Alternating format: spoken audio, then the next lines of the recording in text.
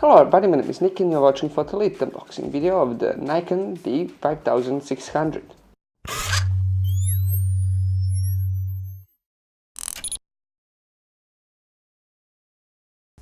Now, this Nikon 5600 comes with the standard kit lens 18 to 140. Now let's open the box. When we open the box, here we have a Nikon strap, then a user manual. Then here we have a power charger. This is a charger for your battery. Then here we have a battery. It's a Nikon lithium battery ENEL14A. Then here we have a adapter for the European socket for your power charger. Here is the body, but before we get to the body, here is the lens.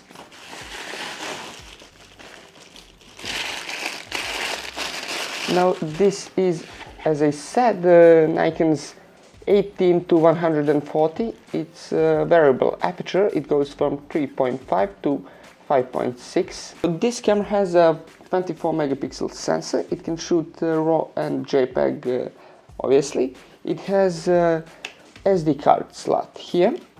It has a HDMI slot here. Then on the other side you have a remote control slot, you have a mic slot and the USB port as well, as you can see here. Now this camera also has both Wi-Fi and NFC and Bluetooth. Now this is something that Nikon is very proud of. It's called Snap Bridge, and it's pretty easy to transfer your data through it while not using that much of a battery power. Then this can shoot 1/4,000 of a second, the fastest shutter speed, and it can shoot 5 frames per second. Now this is enough for most things that you're gonna do, even including sports. It's obviously for sports much better to have something like 8 at least, or 10 is well, just right basically. Now this camera also has 39 f points, of which 9 are cross type, and it has ISO range of 100 to 25,600, which is pretty nice. It can shoot full HD at 60 frames per second, which means that you can do even some slow motion, and it can shoot time lapse.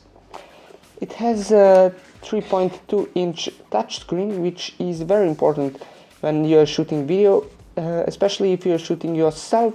But even if you're not shooting yourself, you are quite often gonna be shooting at awkward angles, so this is going to help you extremely. In terms of the Wi-Fi connection, it can connect wirelessly at up to 10 meters. Now, back to the video. One important feature on this for some shooters is going to be that you have stereo microphone here, so you're gonna get a pretty decent sound from it as well. Now in terms of the competition, the main competition of this camera is Canon's 750 and 80D. Now when it comes to the 80D, it has a lot better AF for video, but this camera, in my opinion, is in the same rank, if not even better than 750. Now this camera is great for people who are just getting into the photography, and it's going to be quite a nice all-around camera for most things that you're gonna be shooting.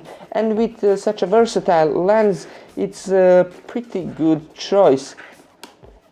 Now ergonomically, it's not that bad. As I said, if you have pretty big hands, it might be an issue, but for most people it's going to be pretty fine. Now obviously on it you also have a pop-up flash, which is really important if you are a beginner, and if you are not beginner, it's still pretty nice because you can activate other flashes using this one. You're watching Leet. If you enjoyed this video, leave a like, comment and subscribe, and until the next time, goodbye.